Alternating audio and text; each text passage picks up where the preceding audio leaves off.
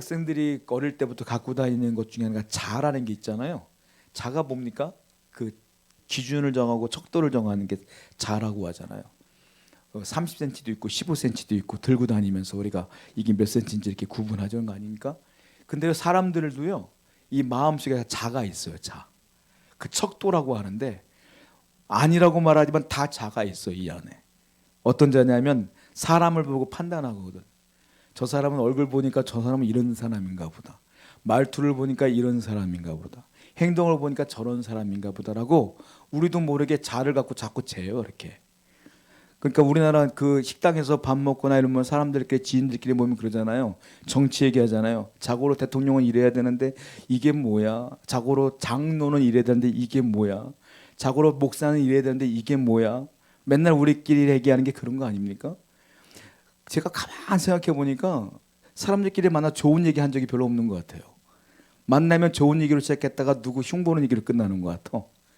다 이렇게 사람들이 누군가에 이렇게 판단하는 경우가 있단 말이에요. 그걸 뭐라고 말하냐? 자가 있다, 척도가 있다라고 말해요. 그런데 질문 하나 해볼까요? 내가 말한다고 내가 판단한다고 그렇게 옳을까요? 절대 그렇지 않습니다. 사람은 자기가 생각하는 대로만 판단해요. 그런데 나도 누군가에게 또 판단을 당해. 나 누구나가 100%다 좋아한다고 보장할 수 있어요? 없잖아요. 근데 사람들은 다 그러고 산다는 거예요. 오늘 본문은 그러지 말라는 거예요. 너가 누구를 판단할 수 있냐는 거예요. 내가 볼 때 하나님 보실 때 다 똑같은데 똑같은 죄인인데 누가 누구를 판단하냐 이 말이에요. 예수님도 그랬잖아요. 자기 눈에 있는 들보는 보지 못하면서 남의 눈에 먼지 조금 들어갔다고 아이고 먼지 있네 이런다는 거죠. 자기 눈에는 거대한 들보가 있는데 예수님도 그랬고 오늘 본문도 그렇고 한마디로 성경은 계속 보면 알겠지만 누구를 판단하고 비난하고 비판하지 말라. 이 얘기가 계속 나와 있다는 거예요. 프로크루스테스라고 하는 사람이 있었습니다. 이 사람이요 노상강도인데 자기 영지에 들어오면 판단을 해요. 어떻게 하냐면은 자기 침대가 있거든요. 침대가 있어요. 사람을 붙들어 갖고 그 침대에 눕혀봐. 눕혀본 다음에 침대에 딱 맞으면 괜찮은데 사람이 키가 큰 사람이 있고 작은 사람이 있잖아요. 근데 이 사람이 키가 좀 작아. 그 침대가 남는단 말이에요. 그럼 어떻게 하는지 아세요? 이 사람이요 그 사람 늘려요. 쭉쭉 잡아 늘려고 죽여. 그리고 죽여버려. 그리고 어떤 사람을 잡아왔는데 침대 딱 대. 근데 이 사람이 키가 크네? 발이 나와. 그럼 어떻게 하는지 아세요? 잘라버려. 그걸 죽여버리는 거예요.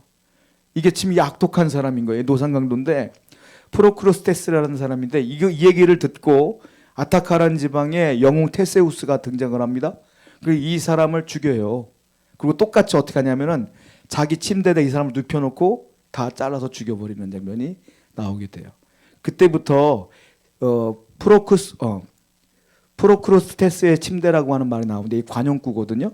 이게 무슨 말이냐면 사람들을 판단하는 사람들, 그 사람들에 대한 얘기예요. 무슨 판단을 할 수 있겠느냐 이거예요. 왜냐하면은 사람들이 누구를 판단할 때에 100% 맞다고 볼 수가 없어요. 여러분의 지식으로 누구를 판단했을 때 맞다고 볼 수가 없어요. 그러면 그 판단을 당한 사람은 상처를 입어요. 그 사람이 영혼이 죽어버려. 이게 그 얘기예요. 사람들은 누구를 판단할 수도 없고 평가할 수도 없다. 하나님의 말씀에 비춰봐도 똑같은 말씀이에요. 성경은 뭐라고 말합니까? 네가 누구간데 이 말이 있어요. 성경을 볼까요? 야고보서 4장 12절 말씀. 시작.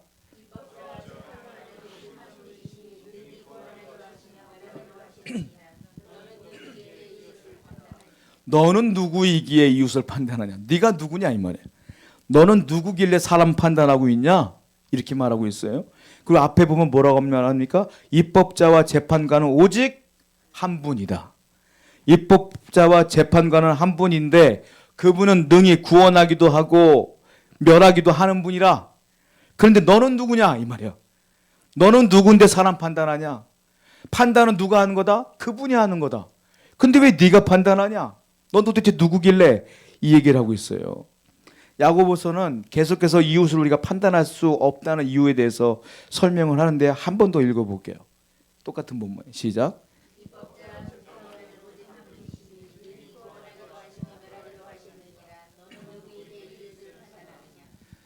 왜 우리가 판단해서는 안 되냐면 입법자가 우리가 아니에요. 법을 만든 분이 우리가 아니란 말이에요. 법을 만든 분은 자기의 기준으로 법을 만들었고 그 기준은 그 사람 만든 분이 판단하는 거라는 거예요. 여러분이나 제가 이 세상의 법을 만든 게 아니에요. 이 세상의 질서와 법은 누가 만들었어요? 하나님이 만들었어. 그러면 하나님의 기준으로 하나님이 판단하는 것이다. 그분이 유일한 입법자이고 그분이 유일한 재판관이다. 이 말이에요. 그 어떤 사람도 사람을 판단할 수 없다. 하나님이 사랑하는 사람 중에 가장 제가 볼 때 사랑 많이 받은 분이 다윗인데요. 다윗은 우리가 볼 때 약점이 많습니다. 죄도 많이 졌죠. 그런데 희한하게 하나님이 너무 사랑해요. 하나님이 사랑하는 여러 가지 이유가 있겠지만 오늘 본문을 보게 되면 이래서 하나님이 정말 다윗을 사랑하는구나 라는 걸 깨달아요. 다윗은 어떤 사람이었냐면 이런 분이에요. 자, 사무엘상 24장 6절 말씀 보겠습니다. 시작.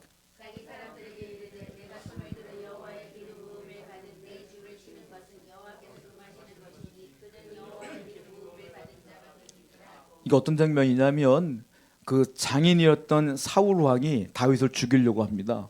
쫓아다녀요. 그냥 명령해서 죽여 이게 아니라 얼마나 죽이고 싶었는지 왕이 직접 말 타고 다니며 쫓아다녀요. 그러다가 사울 왕이 군사들과 함께 가다가 갑자기 많이 먹으니까 배가 아팠나 봐. 동굴로 쓱 들어가 혼자. 왜? 볼일 보려고. 대변 보려고 들어갔어요. 그런데 희한하죠? 그 동굴 속에 다윗이 숨어 있었어. 저쪽을 보고 사울이 이렇게 앉아서 볼일 보고 있는데 다윗이요 사울이 왔는 걸 알고요 쓱 뒤로 다가가요. 칼을 뽑아요. 죽이려고 하는데 마음속에 양심이 걸려. 어떻게 합니까? 옷자락만 살짝 빼. 그 옷만 살짝 가져가. 이 얘기 그 얘기예요. 그리고 뭐라고 말합니까? 하나님이 사울 왕을 세웠는데 하나님이 세웠는데 그가 나를 힘들게 한다고 해서 내가 죽일 수 있느냐? 아니다. 이거예요. 하나님이 세운 자니까 하나님이 판단하는 거지. 나는 못해. 이 얘기를 하고 있는 거예요. 내 맘대로 할 수 없다. 그런데 이거 더 놀라운 게 또 뭔지 아십니까? 이번에 또 다윗이 왕이 된 뒤에 아들 압살롬이 다윗을 배반합니다. 그리고 다윗을 몰아내요. 다윗이 또 도망가 아들 때문에. 참, 아들이 아버지를 죽이려고 하는 거예요. 도망가는데요. 한참 도망가는데 시므이라고 하는 사람이 있어요. 시므이가 사울 왕과 돈독한 관계였거든. 근데 사울이 죽고 다윗이 왕 됐잖아요. 그러니까 다윗을 싫어해 이 시므이가. 그러면서 쌤통이다. 너도 쫓겨나는구나 하면서 시므이가 다윗을 향해 뭘 하냐면 왕이잖아요. 아직은 왕한테 쌍욕을 해야 돼. 쌍욕을. 한번 성경을 볼게요. 성경은 너무 고상해서 제가 쉬운 성경이라는 걸 갖고 와봤어요.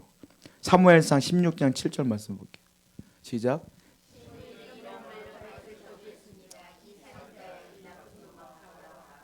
이것도 순화된 거예요. 나쁜 놈이 아니야. 나쁜 이거예요. 그렇게 쌍욕을 하는 거예요. 왕한테 지금 아단 쫓겨가는 다윗이 그 얘기를 듣고 화가 나요, 안 나요? 화가 치밀어 오르지. 그냥 죽여도 괜찮지. 내 뒤에는 아직 군대들이 있는데 시므이라는 사람이 한 사람이 나를 욕하고 있으니 얼마나 화딱지가 나요. 그런데 이걸 듣고 다윗은 가만히 있어요. 누가 화나는지 아세요? 옆에 있던 군대 장관이 화가 났어. 아비새라는 사람이 화가 나서 이렇게 말해. 이것도 쉬운 성경이에요. 한번 읽어보겠습니다. 시작.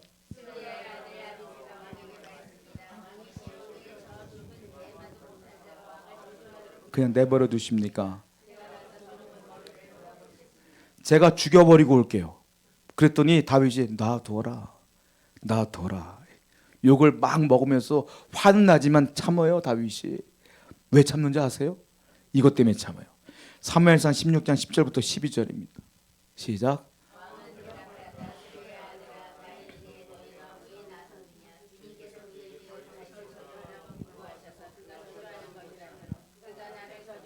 누가 그를 나무랄 수 있겠느냐. 그런 다음에 다윗이 아비새와 자기의 모든 신하에게 말하였다. 생각하여 보시오. 나의 몸에서 태어난 자식도 나의 목숨을 노리고 있는데 이러한 때 하물며 저 베냐민 사람이야 더 말해 무엇하겠소. 주님께서 그에게 그렇게 하라고 시킨 것이니 그가 저주하게 내버려 두시오.